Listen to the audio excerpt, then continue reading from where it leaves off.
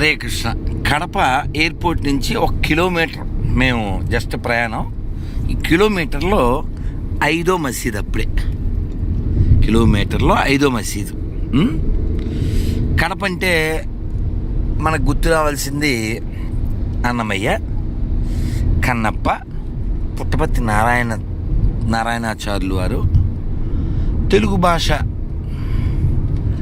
అభివృద్ధికి కృషి చేసిన సిపి బ్రౌన్. ఇంకా ఎయిర్పోర్ట్ కూడా దాటలేదు మేము, అప్పుడే 5 కనపడ్డాయి. మన వాళ్ళు ఎక్కడున్నారు? నీకేంది ఆ నొప్పి? రాధా మనోహర్, నీకేంది నొప్పి? ఏంటంటే ఇప్పుడు మసీదులు పెరిగితే ఏం పెరుగుతుంది? హిందువుల మైనారిటీ, అక్కడ మెజారిటీ పెరుగుతుంది. ఆ పెరిగిన తర్వాత ఏమవుతుంది? బంగ్లాదేశ్లో ఏం జరుగుతుందో మనం చూస్తున్నాం, తర్వాత ఇరాన్లో ఇప్పుడు ఏం జరుగుతుందో మనం చూస్తున్నాం. కాబట్టి హిందువులు మెజారిటీగా ఉన్నంత వరకే ఈ దేశం సేఫ్గా ప్రశాంతంగా ఉంటుంది. నెంబర్ 1. నెంబర్ 2, హిందువులు మెజారిటీగా ఉన్నంత వరకే ఈ దేశంలో రాజ్యాంగం అమల్లో ఉంటుంది.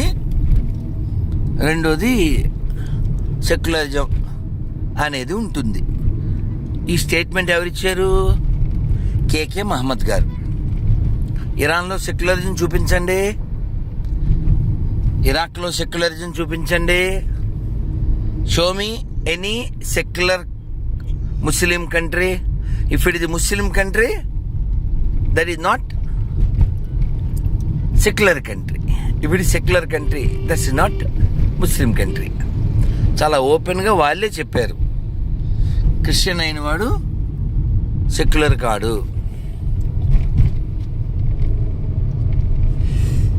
వీళ్ళంతా ఎక్కడికి వెళ్తున్నారు? అచ్చా, ఇస్తిమా అంటే ఏంటి? ఇవాళ ఏంటి విశేషం ఏంటి? అంటే వాళ్ళు ఎందుకు అలా చేస్తారని అడగండి. ఎందుకంటే మేము ఇంతమంది ఉన్నాము, మేము ఇంతమంది ఉన్నాము, భవిష్యత్తులో మా రాజ్యమే వస్తుంది, దానికోసం మేము కష్టపడుతున్నాము, మీరు జాగ్రత్తగా ఉండండి అని చెప్పడానికి. అర్థమైందా? ఎందుకంటే ఈ మాటలు నాయి కదండి. ఒక ఎంఐఎం లీడర్ అన్నాడు, మేము నరకడం మొదలు పెడితే హిందువులు పారిపోవడానికి సందులు దొరకవు అని. అతను వేరు, వాళ్ళ ఇంకొక అతను అన్నాడు, ఈ అక్బరుద్దీన్ 15 నిమిషాల్లో వేసేస్తామని అతను అన్నాడు. అతను దాని మీదే నిలబడి ఉన్నాడు. వాళ్ళు ఒక మాట మీద ఉన్నారు, హిందువులు వేసేయాలనే సింగిల్ ఎజెండాతో. ఇక్కడ బాధాకరమైన దురదృష్టకర విషయం ఏంటంటే వీళ్ళు కూడా హిందువులే. యాక్చువల్గా శరీరంలో ఏదో అంగవైకల్యం వల్ల వాళ్ళు వేరే మతం అని అనుకుంటున్నారు, కానీ వాళ్ళు కూడా హిందువులే. ఎందుకంటే మీరు ఏ ముస్లిం, భారతదేశంలో ఏ ముస్లిం స్త్రీ అయినా చీర కడుతుంది, మెట్లు కూడా ఉంటాయి, కొన్ని చోట్ల పుస్తలు ఉంటాయి. ఎందుకని? వాళ్ళంతా హిందువులే. ఆ విషయం వాళ్ళు గుర్తు మర్చిపోయారు భీతి చేత. కాబట్టి అదేదో వేరే లేదా గొప్ప అనుకునేటువంటి మూర్ఖ హిందువులు దీన్ని రియలైజ్ కావాలి. అర్థమైందా? అందువల్ల ఈ దేశంలో 3 రకాల హిందువులు ఉన్నారు. నీతి లేని హిందువులు క్రైస్తవులుగా మారారు, భీతి కలిగిన హిందువులు ముస్లిమ్స్ అయ్యారు.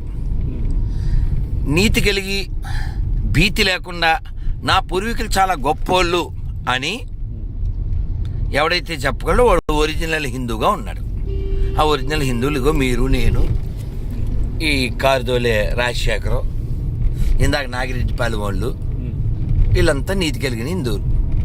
అదన్నమాట. విగ్రహారాధన చేస్తూ, లోకానికి ఉపకారం చేస్తూ, చిన్న చిన్న ప్రాణులకు కూడా ఆహారాన్ని ఇచ్చే హిందువులు భూమి మీద ఉండాలి. కానీ విగ్రహారాధన వ్యతిరేకించి ప్రపంచాన్ని మొక్కలు చేసి కోట్ల మందిని చంపే దరిద్రాలు ప్రపంచానికే అనవసరం.